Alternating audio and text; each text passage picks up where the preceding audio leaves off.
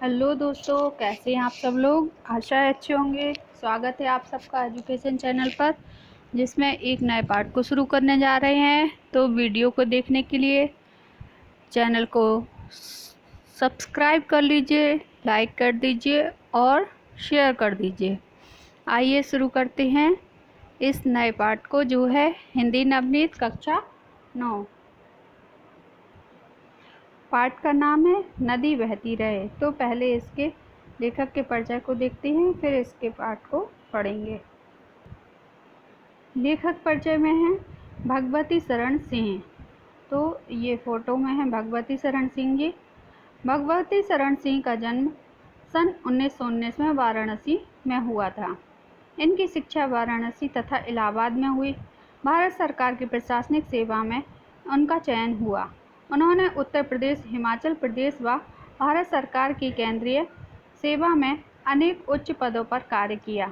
उन्होंने सन 1977 में उत्तर प्रदेश शासन सेवा में आयुक्त तथा सचिव पद से अवकाश ग्रहण किया।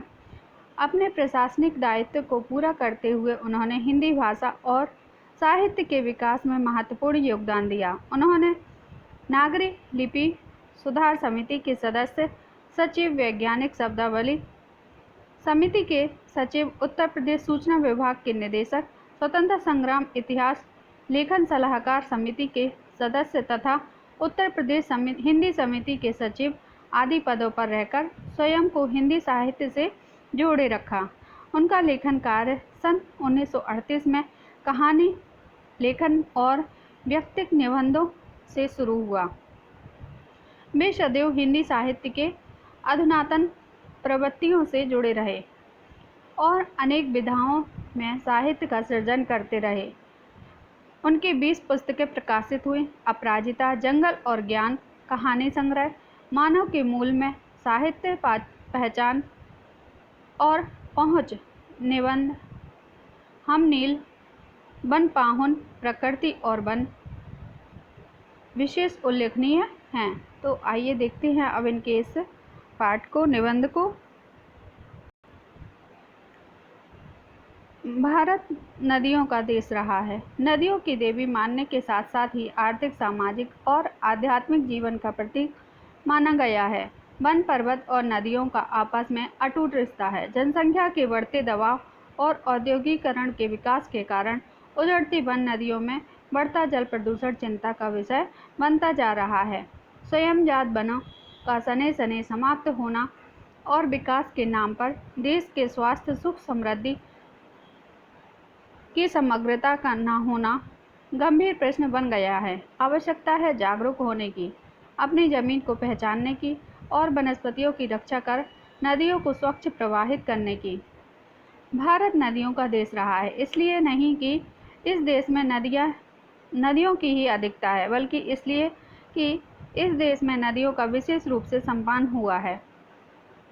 वे हमारे जीवन में बहुत महत्व रखती रही हैं। उनसे हमारा आर्थिक, सामाजिक और आध्यात्मिक जीवन समृद्ध हुआ है। आज वे अपना प्राचीन महत्व खोती जा रही हैं। प्राचीन ग्रंथों में, विशेषकर वेद, ब्राह्मणों ग्रंथों और पुराणों में हमारे वनों, पर्वतों और नदियों के बारे में प्रचुर सामग्री मिलती है। नदियों को देवियों का स्वरूप दिया गया है। हर संकल्प में जैसे जम्बूद्वीप भारत खंड का उच्चारण प्रत्येक भारतीय सुनता रहता है, वह नदियों का यह आवाहन भी सुनता रहता है। गंगे यमुने चैव गोदावरी सरस्वती, नर्मदा सिंधु गोदावरी जलस्मिन् सन्निधि कुरु। इन नामों को सुनने वाला भारतीय न केवल 7 प्रमुख नदियों का नाम जानता रहता है, वरन उसे भारत की एकता का भी ज्ञान होता रहता है। जिस प्रकार वनों का वृक्षों से, नदियों का जल से संबंध है, उसी प्रकार नदियों का वनों से भी संबंध मानना चाहिए। वनों के रहते नदियाँ स्वतः फूट पड़ती हैं, प्रवाहित होती रहती हैं। वन नहीं रहेंगे तो नदियाँ नहीं रहेंगी। नदियों के न रहने पर हमारी संस्कृति विच्छिन्न हो जाएगी। हमारा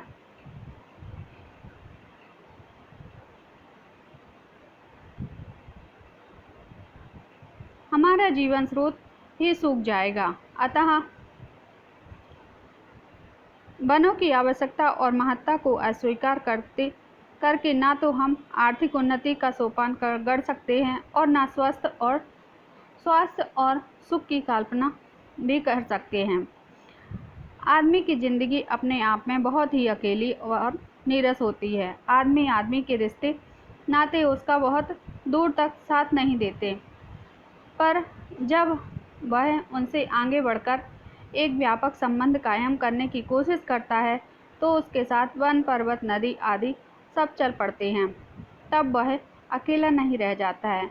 आज वह वनस्पतियाँ और पानी के रिश्ते को भूलकर अपने को भी अकेला बना रहा है और उनके आपसी संबंधों का भी विच्छेद करता जा रहा है। गंगा, यमुना, गोदावरी, नर्मदा और कावेरी आज भी भारत में बह रही हैं, पर अब वे मोक्षदायिनी नहीं रह गई हैं। गंगा की 19 प्रमुख सहायक नदियां बताई गई हैं। गंगा के ऊपरी प्रवाह में अलकनंदा, मंदाकिनी के जल से आपूरित होकर इसमें मिलती हैं।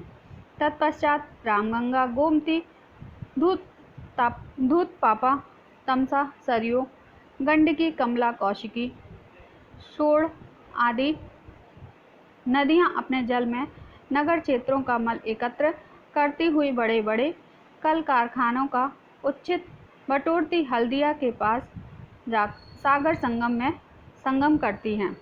भागीरथी और पद्मा के अतिरिक्त उसमें कई अन्य नदियों का भी जल मिलता है। फिर भी पानी के बहाव की कमी के कारण वहाँ इसमें बड़े बड़े सिकतामरू बन जाते हैं जो जहाज़ों को आने से रोकते रहते हैं। जब इस पुण्यतोया नदी का यह हाल हो रहा है तो औरों का क्या होगा, क्या कहा जाए। गंगा के डेल्टा के समुद्रांत छोर में वनाच्छिद एक विस्तृत दलदली क्षेत्र को घेर रखा है जिसे सुंदरवन कहा जाता है। इस सुंदरवन की दर्दनाक दशा की खबरें आप आए दिन अखबारों में छपती रहती हैं। अब सुंदरवन भी सुंदर नहीं रह गया। गंगा की केवल पौराणिक एवं महत्व ही नहीं है, उसे आज के संदर्भ में भी देखना होगा। हाल ही में यही हाल यमुना का भी है। यह गंगा की पहली तथा बड़ी पश्चिमी सहायक नदी है। यह हिमालय पर्वतमाला के कोमत पर्वत से आगे निकलती है। जरा सा भी ध्यान दिया जाए तो यह स्पष्ट होता है कि सारा भारत आज भी प्रमुख नदियों के समूह में बटा हुआ है। मध्य प्रदेश में गंगा यमुना समूह, पूर्व में ब्रह्मपुत्र मेघना समूह, पश्चिम में नर्मदा ताप्ती समूह, दक्षिण पूर्व उड़ीसा में महानदी समूह, दक्षिण भारत में कृष्णा नदी समूह और कावेरी नदी समूह। सिंधु नदी समूह की बात अब नहीं की जा सकती। इसी प्रकार ब्रह्मपुत्र मेघना समूह से सिंचित अधिकांश क्षेत्र अब बांग्लादेश ही है, पर सरस्वती दृश्यवती समूह से अनुप्रमाणित भूभाग अभी भी भारत में ही है। कुछ नदियों के विस्तृत विवरण के सहारे प्राचीन भारत के इतिहास पर, विशेषकर उसके सामाजिक एवं सांस्कृतिक पक्ष पर प्रचुर प्रकाश पड़ता है। इन नदियों के किनारे बसे नगर या तो विशाल एवं शक्तिशाली राज्यों की राजधानी थे अथवा शिक्षा और व्यवसाय का केंद्र। मंदिरों की भी स्थापना इनके किनारे हुई। इसी कारण ये हमारी स्थापत्य कला की स्मृतियाँ जगाती रहती हैं। इन मंदिरों का प्रश्रय पाकर जिस प्रकार संगीत, नृत्य और नाट्य कला की सृष्टि और संवर्धन हुआ, उनमें भी नदियों का महत्व अस्वीकार नहीं किया जा सकता। भारतीय भौगोलिक स्थिति को ठीक ठीक समझने के लिए यहाँ के पर्वत समूहों और नदी समूहों का विस्तृत अध्ययन आवश्यक है। इन पर्वत और नदी समूहों के परिप्रेक्ष्य में भी भारत का पूरा चित्र बनता ही नहीं, जब तक उसकी वन राशि को सम्मिलित न किया जाए। कालिदास के समय तक भी इस देश का अधिकांश भाग जंगलों में आवृत था। प्राप्त प्रमाणों के आधार पर कहा जा सकता है कि 6ठी शताब्दी ईसा पूर्व तक इस देश में स्वयंजात वन की स्थिति बनी रही। इसके उदाहरण स्वरूप कुरु प्रदेश के कुरु जंगल वन्य क्षेत्र को उपस्थित किया जा सकता है। साकेत में अंजन वन तथा वैशाली और कपिलवस्तु में महावन प्राकृतिक वन थे। वैशाली नगर के बाहर महावन निरंतर हिमालय तक फैला हुआ था। कपिलवस्तु के महावन की भी यह दशा थी।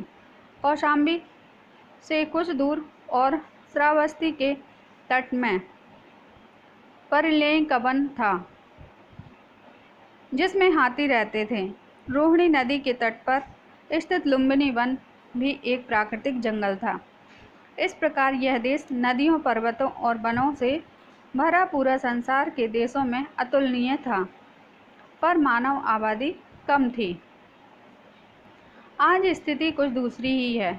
भारत की विशाल और बढ़ती हुई आबादी के लिए पानी की मांग, घरेलू उपयोग, कृषि उद्योग, मछली पालन उद्योग, नौवहन, विद्युत उत्पादन के लिए पूरी की जानी है। इस बात के प्रमाण मौजूद हैं कि सारे देश में जल प्रदूषण का प्रतिकूल प्रभाव पड़ रहा है। इस संबंध में दूषित पानी से उत्पन्न होने वाली छूत की बीमारी जैसे हैजा, पीलिया, टाइफाइड और मछलियों और कृषि उपज को हो रही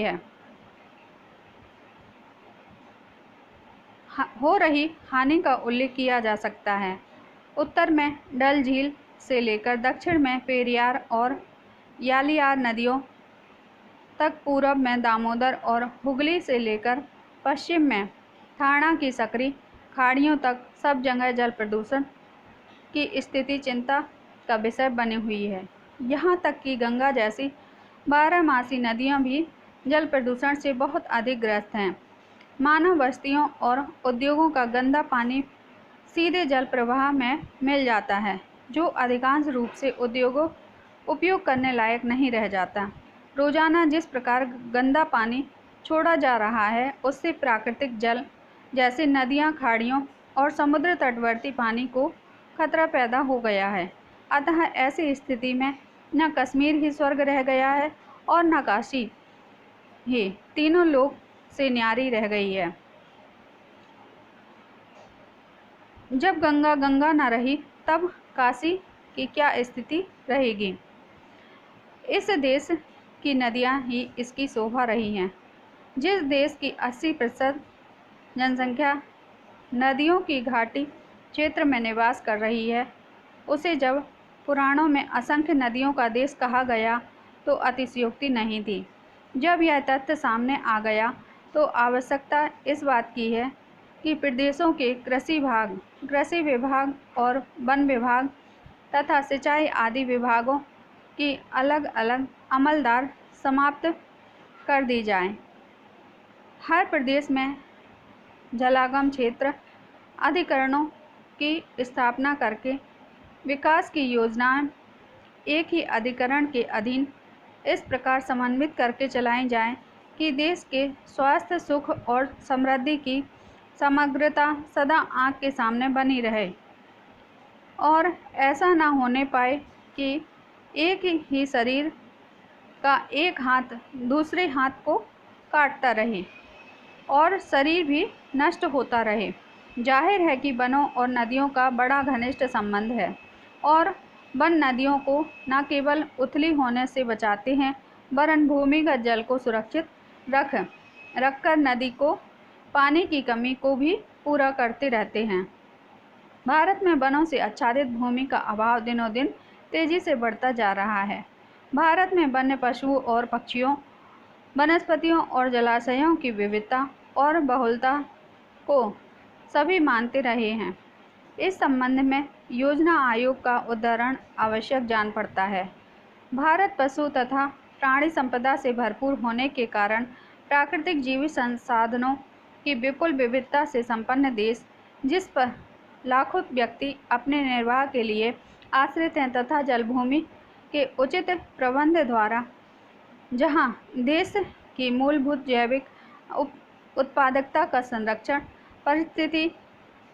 पारिस्थितिकीय दृष्टि से अत्यधिक महत्वपूर्ण है, यहाँ इसकी आनुवंशिक विविधता की रक्षा तथा उसकी प्रजातियां और पारिस्थितिकीय व्यवस्था का संरक्षण केवल उन्हें लगातार उपयोग में लाने की दृष्टि से ही नहीं, बल्कि हमारे लोगों के भावी अस्तित्व तथा विकास के लिए भी अत्यधिक महत्वपूर्ण है।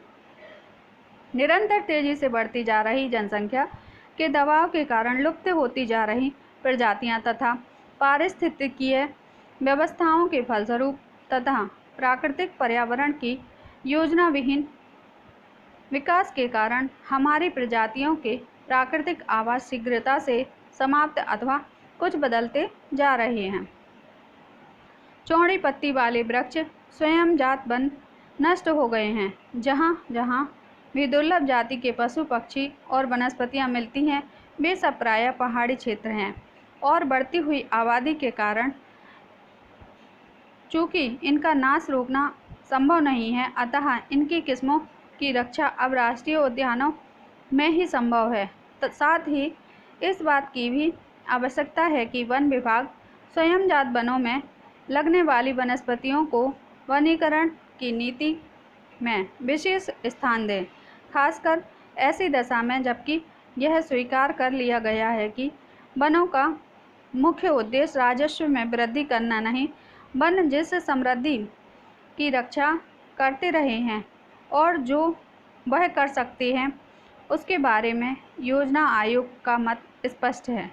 वे हमारे लोगों के भावी अस्तित्व तथा विकास के लिए भी अत्यधिक महत्वपूर्ण हैं। ऊपर के उदाहरणों से यह स्पष्ट हो जाता है कि वनों, पर्वतों और नदियों का बहुत नज़दीकी रिश्ता है। ये तीनों एक साथ रहते हैं और एक साथ वन और नदियाँ मैदानों में उतरती हैं। लेकिन जिस प्रकार की वन व्यवस्था आज है, उसमें ना तो वनस्पतियाँ हैं और ना वन्य पशु और ना ही नदियों की रक्षा संभव है। वनों का उपयोग उद्योग व्यापार में होगा, इससे विरत नहीं हुआ जा सकता। वनों की उपयोगिता मानव की समग्र समृद्धि के लिए है। समृद्धि की इस समग्रता में उसकी आर्थिक, सामाजिक, आध्यात्मिक समृद्धियाँ शामिल हैं। देसी पौधों की बात करना और उनकी पहचान में घूमना अब पागलपन में गिना जाने लगा है। पढ़े लिखे और तथाकथित शिक्षित लोग ऐसी बातों को उपहासास्पद मानते हैं और उन पर बात करना समय का अपव्यय मानते हैं। अब साहित्य में भी उनकी चर्चा नहीं आती। शाल, वेणुधव, अश्वत्थ, तिन्दुक, इंगुद, पलाश, अर्जुन, अरिष्ट, तिनिश, लोध, पद्म, प्रियाल, ताल, पुन्नाग, वृक्ष आदि नाम और उनकी पहचान सब जगह खो गई है। वनस्पति शास्त्र की किताबों में भी अगर ये वृक्ष हैं तो अपने वैज्ञानिक नाम से ही इन्हें जाना जा सकता है। इनके देशज अथवा संस्कृत नाम तो समाप्त हो गए हैं। स्वयंजात वनों में वनों के न रहने पर वनस्पतियों का यह भंडार समाप्त हो गया है। आज इसकी पहले से कहीं अधिक ज़रूरत है कि हम अपनी ज़मीन को पहचानें और उस पर वनस्पतियों की रक्षा करें और नदियों से स्वच्छ जल प्रवाहित होने दें। तो कितना सुंदर लिखा है प्रकृति के बारे में कि हमें अपनी प्रकृति की रक्षा करनी चाहिए और प्रकृति की रक्षा किए बिना हम जीवित नहीं रह सकते हैं। तो प्रकृति की रक्षा के लिए हमारा भी कर्तव्य बनता है। तो हमें भी अपने जीवन काल में कम से कम एक पेड़ तो ज़रूर लगाना चाहिए और नदियों की रक्षा करनी चाहिए, अपने प्राकृतिक वातावरण को शुद्ध रखने का प्रयास करना चाहिए। तो देखते हैं अब हम इसके अभ्यासकार को। पहला प्रश्न है, गंगा नदी की पहली तथा बड़ी पश्चिमी सहायक नदी कौन सी है? यमुना। नदियां हमारे जीवन के किस किस पक्ष को समृद्ध करती हैं? उत्तर है, नदियां हमारे जीवन के आर्थिक, सामाजिक, आध्यात्मिक पक्ष को समृद्ध करती हैं।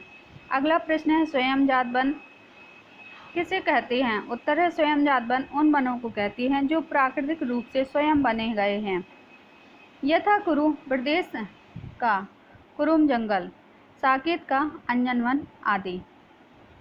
अगला प्रश्न है, भारतीय भौगोलिक स्थिति को ठीक ठीक किस प्रकार समझा जा सकता है? उत्तर है, भारतीय भूगोलिक स्थिति को ठीक ठीक समझने के लिए पर्वत समूहों, यहाँ के पर्वत समूहों और नदी समूहों का विस्तृत अध्ययन करना आवश्यक है। अगला प्रश्न है, भारत के स्वयंजात वन कौन कौन से हैं? उत्तर है, भारत के स्वयंजात वन में कुरु प्रदेश का कुरु जंगल, साकेत का अंजन वन, वैशाली और कपिलवस्तु में महावन, श्रावस्ती के तट पर पारिलेय वन एवं रोहिणी नदी के तट पर लुम्बिनी वन प्रमुख हैं। अगला प्रश्न है, जनसंख्या वृद्धि के प्रकृति पर क्या प्रभाव हो रहे हैं? उत्तर है, निरंतर होती जा रही जनसंख्या वृद्धि के फलस्वरूप योजना विहीन विकास हो रहा है, जिससे प्राकृतिक पर्यावरण समाप्त होते जा रहे हैं। अगला प्रश्न है, वन, पर्वत और नदियों के नजदीकी रिश्ते को स्पष्ट कीजिए। उत्तर है, वनों, पर्वतों और नदियों का बहुत नजदीकी रिश्ता है। ये तीनों ही एक साथ रहती हैं और एक वन है। नदियाँ मैदानों में उतरती हैं, लेकिन जिस प्रकार की वन व्यवस्था आज है, उनमें ना तो वनस्पतियाँ, ना वन्य पशुओं और ना नदियों की रक्षा संभव है। मनुष्य की समग्र समृद्धि के लिए अर्थात आर्थिक, सामाजिक और आध्यात्मिक समृद्धि और विकास के लिए वनों, वन्य पशुओं, नदियों और पर्वतों का संरक्षण बहुत आवश्यक है। यदि इस ओर हमने ध्यान नहीं दिया तो इससे हमारी भारतीय विरासत भी खतरे में पड़ जाएगी। अगला प्रश्न है, भारत की नदियाँ अब मोक्षदायिनी क्यों नहीं बन गई हैं? पाठ के आधार पर लिखिए। उत्तर है, आज से लगभग 50 वर्ष पूर्व गंगा, यमुना, गोदावरी, नर्मदा, कावेरी आदि नदियाँ आध्यात्मिक अत्यधिक पवित्र मानी जाती थीं। इनका जल पीकर तथा इसमें स्नान कर मनुष्य अपने शारीरिक एवं मानसिक क्लेशों से मुक्ति पाता था। इतना ही नहीं, इनके किनारे तप करके मनुष्य अपने जीवन को मोक्ष के मार्ग पर ले जाता था। पर औद्योगिकीकरण के प्रभाव एवं नई शहरी संस्कृति ने अब इन नदियों को प्रदूषित कर दिया है। इनमें शहरों का मलमूत्र, उद्योगों का अपशिष्ट कचरा आदि प्रवाहित किया जा रहा है। फलतः इनका जल प्रदूषित होकर वनस्पतियाँ, मनुष्यों, जलचरों, वन्य जीवों एवं पक्षियों आदि को रुग्ण बना रहा है। इस प्रकार ये नदियों अब मोक्षदायिनी न होकर संक्रामक रोगों को जन्म देने वाली बन गई हैं। अगला प्रश्न है, नदियों, पर्वतों और वनों से भरपूर देश की स्थिति में आज क्या परिवर्तन आया है? स्पष्ट कीजिए। उत्तर है, भारत विशाल देश है। यह देश अन्य नदियों, पर्वतों एवं वनों से भरपूर है। नदियों, पर्वतों एवं वनों से परस्पर अटूट रिश्ता है। जिस प्रकार वनों का नदियों से संबंध है, उसी प्रकार नदियों का भी वनों से संबंध है। यदि वनों का अस्तित्व बना रहता है तो नदियों का स्वतः प्रभावित होती रहेंगी। यदि वन नहीं रहेंगे तो नदियाँ स्वतः विलुप्त हो जाएंगी। जनसंख्या के बढ़ते दबाव तथा औद्योगिकीकरण के फलस्वरूप वनों की निर्ममता से साफ किया जा रहा है। बड़े बड़े नगर नदियों के किनारे स्थित, फलतः नगर की गंदगी बेरोक-टोक इन नदियों में प्रवाहित की जा रही है। वनों की निरंतर कटाई तथा नदियों के प्रदूषित जल से मानव जीवन के स्वास्थ्य को गंभीर खतरा उत्पन्न हो गया है। अतः हमें सावधानी से इन समस्याओं का समाधान ढूंढना चाहिए। वनों की कटाई से बचना, नदियों को प्रदूषण से बचाना एवं पर्वतों के क्षरण को रोकना हमारे लिए एक बड़ी चुनौती है और हम इनका सामना कर सुखद मार्ग बनाने होंगे। अगला प्रश्न है, वर्तमान समय में अपने परिवेश को प्रदूषण के प्रभाव से कैसे बचाया जा सकता है? टिप्पणी लिखिए। उत्तर है, वर्तमान समय में अपने परिवेश को प्रदूषण के प्रभाव से तभी बचाया जा सकता है जबकि हम नदियों में गंदगी प्रवाहित न करें, उसे अन्यत्र डालें। नदियों में नालों के जलों को मिलाने से पूर्व उनके पानी को प्रशोधित किया जाए, तभी उसे नदियों में मिलाया जाए। आसपास की वनस्पति को संरक्षण का प्रयास किया जाए और प्रतिवर्ष अधिक से अधिक नए वृक्ष लगाए जाएं। वनों के अधिक उगाने से पर्वतों का भी क्षरण रुकेगा और इस प्रकार के उपाय करके हम अपने परिवेश को प्रदूषित होने से बचा सकते हैं। अगला प्रश्न है, जब गंगा न रही तब काशी की क्या स्थिति रहेगी? उत्तर है, लेखक का आशय है कि गंगा जैसी 12मासी नदियों का जल आज जल प्रदूषण से अधिक ग्रस्त है। मानव बस्तियों और उद्योगों के गंदे पानी के इसमें निरंतर मिलते रहने से पानी और अधिक प्रदूषण युक्त हो गया है। जब गंगा नदी अधिक भयावह स्थिति है तो काशी भी इन प्रभावों से अछूती नहीं रह पाएगी।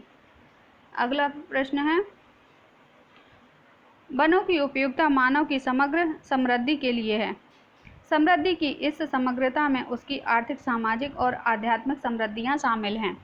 उत्तर है, लेखक का आशय यह है कि वनों की उपयोगिता मानव की समग्र समृद्धि के लिए है। बढ़ती हुई जनसंख्या की आवश्यकताओं की पूर्ति के लिए वनों पर हमारी निर्भरता अधिक बढ़ गई है। अनेक उद्योगों के संचालन हेतु वनों की लकड़ी की आवश्यकता बढ़ती जा रही है। इस कारण वनों की बेरहमी से काटा जा रहा है।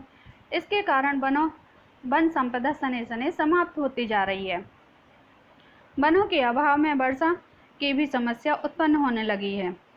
यह एक चिंता की बात है। इसके लिए हमें वनों का संरक्षण, परिवर्धन एवं विकास करना होगा, तभी हम पर्यावरण को प्रदूषित होने से बचा सकते हैं। वनों की समृद्धि में ही मानव की आर्थिक, सामाजिक एवं आध्यात्मिक समृद्धियां सम्मिलित हैं। अतः हमें हर संभव प्रयास से वनों का संरक्षण करना चाहिए। अगला प्रश्न है, शुद्ध वर्तनी कीजिए। शाम का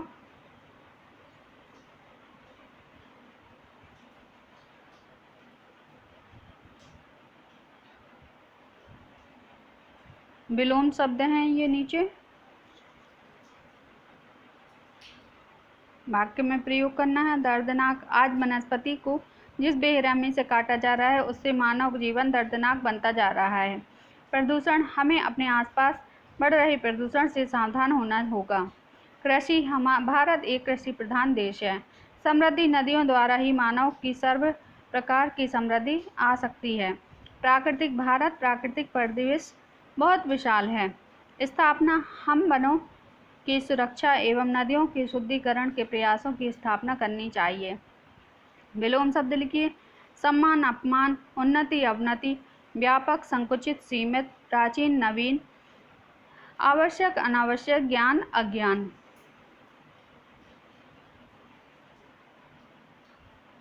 शब्द रूप लिखिए। नजदीकी, निकटता, खास, विशेषकर, रिश्ता, संबंध।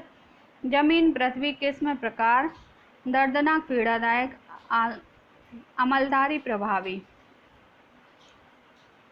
एक वाक्यांश अनेक शब्दों के लिए। जिसे स्वीकार न किया जाए, अस्वीकार। जो धरती बंजर हो, ऊसर। शिक्षा ग्रहण करने का स्थान, शिक्षालय। दूर तक की समझ रखने वाला, दूरदर्शी। सब प्रकार की शक्तियों से संपन्न, सर्वशक्तिशाली, सर्वशक्तिमान। जिसका कोई पार न हो, अपार। गद्यांश की व्याख्या कीजिए। आप गद्यांश देख लीजिए, हम इनकी संदर्भ प्रसंग सहित व्याख्या करते हैं, नहीं तो वीडियो बड़ी हो जाएगी। प्रस्तुत खंड नदी बहती रहे पाठ से लिया गया। इसके लेखक भगवती शरण सिंह हैं। प्रसंग है, इस अंश में लेखक ने नदी के महत्व के बारे में बताया है। व्याख्या है, लेखक कहता है कि हमारा देश नदियों का देश है। यह इस कारण नहीं कि इस देश में बहुत सी नदियां बहती हैं, बल्कि इस कारण कि इसे नदियों का देश कहा गया है, क्योंकि यहाँ नदियों का बड़ा आदर किया जाता है। नदी में स्नान करके मनुष्य अपने जीवन को धन्य मानता है। इन नदियों का हमारे जीवन में बहुत महत्व है। इनसे हमारा आर्थिक, सामाजिक, आध्यात्मिक जीवन उन्नत हुआ है। अर्थात नदियों से हमें पैदावार मिलती है, जिससे हमारी आर्थिक दशा सुधरती है। नदियों का सामाजिक एवं आध्यात्मिक महत्व भी है। बड़े बड़े ऋषि मुनि ने इन्हीं के किनारे पर तप एवं यज्ञ करते हैं। विशेष है, लेखक ने नदियों के हमारे जीवन का आधार बताया है। भाषा सरल सहज है। अगली गद्यांश की पंक्तियों को पढ़ लीजिए। शब्दार्थ है, संदर्भ पूर्वानुसार है। प्रसंग है, लेखक ने इस अंश में इस बात की ओर स्पष्ट किया है कि नदियों के अभाव में ना तो हमारी संस्कृति जीवित रह पाएगी और ना सुख समृद्धि। व्याख्या है, लेखक कहता है कि यदि नदियां हम नहीं रहेंगी तो हमारी संस्कृति भी जीवित नहीं रह पाएगी, वह छिन्न भिन्न हो जाएगी। नदियों के न रहने पर हमारे जीवन की निरंतरता व ताजगी नष्ट हो जाएगी। नदियों से ही वनों का संबंध है। यदि हम वनों की आवश्यकता और महत्ता को नकारते हैं तो हम ना तो आर्थिक दृष्टि से उन्नति कर पाएंगे और ना स्वास्थ्य एवं सुख की कल्पना कर पाएंगे। अतः हमें नदियों और वनों दोनों को महत्व देना चाहिए। विशेष है, इस अंश में लेखक ने मानव जीवन की खुशहाली और उन्नति के लिए वन एवं नदी दोनों के महत्व को स्वीकार किया है। भाषा सहज एवं सरल है। अगली पंक्तियों को पढ़ लीजिए। शब्दार्थ है, संदर्भ पूर्वानुसार है। प्रसंग है, लेखक मानव के जीवन में नदियों एवं वनों के महत्व को स्थापित करता है, पर वह आज प्रदूषण के द्वारा नदियों की दुर्दशा पर भी चिंता व्यक्त करता है। व्याख्या है, लेखक कहता है कि आदमी अकेला रहकर कभी सुखी नहीं रह सकता। आदमी और आदमी के बीच जो रिश्ते और नाते होते हैं वे एक सीमा तक ही उसके मददगार होते हैं, परंतु जब वह इनसे आगे बढ़कर व्यापक संबंध जोड़ना चाहता है तब उसके साथ वन, पर्वत, नदी आदि प्राकृतिक उपादान जुड़ जाते हैं। ऐसी दशा में वह अकेला नहीं रह जाता है। आज मनुष्य वनस्पतियों एवं पानी से संबंध तोड़कर जहाँ अपने आप को अकेला बना रहा है, वहीं वह उनके आपसी संबंधों को भी नष्ट करता जा रहा है। यद्यपि आज भी भारत में गंगा, यमुना, गोदावरी, नर्मदा एवं कावेरी नदियां बह रही हैं, पर वे पूर्व की भांति प्रदूषण के कारण मोक्ष देने वाली नहीं रही हैं। विशेष है, नदियों की वर्तमान दशा से लेखक दुखी है। अगली पंक्तियों को पढ़ लीजिए। संदर्भ पूर्वानुसार। प्रसंग है, लेखक की चिंता है कि उद्योग धंधों के गंदे पानी ने नदियों में मिलकर नदियों को गंदा बना दिया है। उनकी महत्ता खत्म हो गई है। व्याख्या है, लेखक कहता है कि नदी किनारे रहने वाले लोगों ने अपनी गंदगी नदियों में बहाना शुरू कर दिया। साथ ही नदियों के किनारे जो उद्योग धंधे, कल कारखाने लगे हैं, वे भी अपना गंदा पानी इन नदियों में मिला रहे हैं। इसके कारण नदियों का स्वच्छ पवित्र जल अब उपयोग लायक नहीं रहा। नदियों में निरंतर गंदे जल को छोड़े जाने के कारण नदियों, खाड़ियों और समुद्रों तटों के पानी पर संकट आ गया है। ऐसी विषम दशा में ना तो अब कश्मीर स्वर्ग रह पाएगा और ना काशी ही तीनों लोगों से न्यारी रह पाएगी। विशेष है, मनुष्यों द्वारा नदियों में गंदगी बहाने और उद्योग द्वारा अपना कचरा प्रवाहित कर देने से नदियों का पानी उपयोग लायक नहीं रहा। यही लेखक की चिंता है। भाषा सहज सरल है। अगली पंक्तियों को पढ़ लीजिए। कठिन शब्दार्थ हैं, संदर्भ पूर्वानुसार है।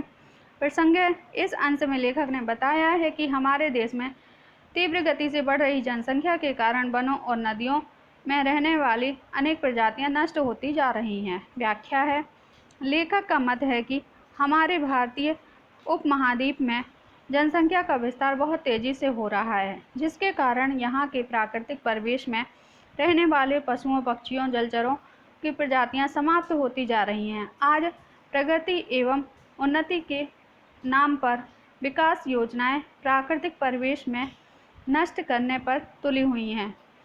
इन योजनाओं के फलस्वरूप वनचरों, नवचरों एवं जलचरों के प्राकृतिक शरण स्थल नष्ट किए जा रहे हैं, जिसके कारण इनका अस्तित्व ही खतरे में पड़ गया है। विशेष है, लेखक का मत है कि योजनाएं इस ढंग से विचारपूर्वक बनाई जाएं जिससे प्रजातियों पर कोई संकट ना आने पाए। भाषा सहज एवं सरल है। अगली पंक्तियों को पढ़ लीजिए। संदर्भ पूर्वानुसार है। प्रसंग है। इस अंश में लेखक ने वनों की उपयोगिता पर प्रकाश डाला है। व्याख्या है। लेखक का कथन है कि हमारे बहुत से उद्योगों के उत्पादन पूरी तरह वनों पर निर्भर हैं। इस तरह वनों की महत्व को नकारा नहीं जा सकता।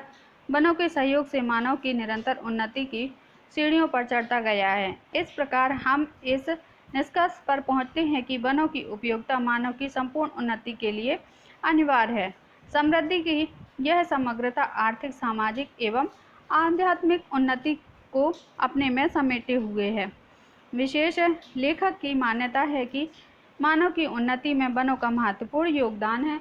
भाषा सहज एवं सरल है। तो देखा हमने इस पाठ के माध्यम से कि प्रकृति मानव पर आश्रित है तो मानव भी प्रकृति पर आश्रित है। अगर प्रकृति सुरक्षित है तो मानव सुरक्षित है, अगर मानव सुरक्षित है तो प्रकृति सुरक्षित है। इसलिए हमारा कर्तव्य बनता है कि हम अपनी प्रकृति को, आसपास के वातावरण को शुद्ध, स्वच्छ और सुरक्षित रखें। तो इस वीडियो के माध्यम से हमने अपनी प्रकृति के बारे में जाना। आगे की वीडियो में आगे के पाठों को समझेंगे। धन्यवाद।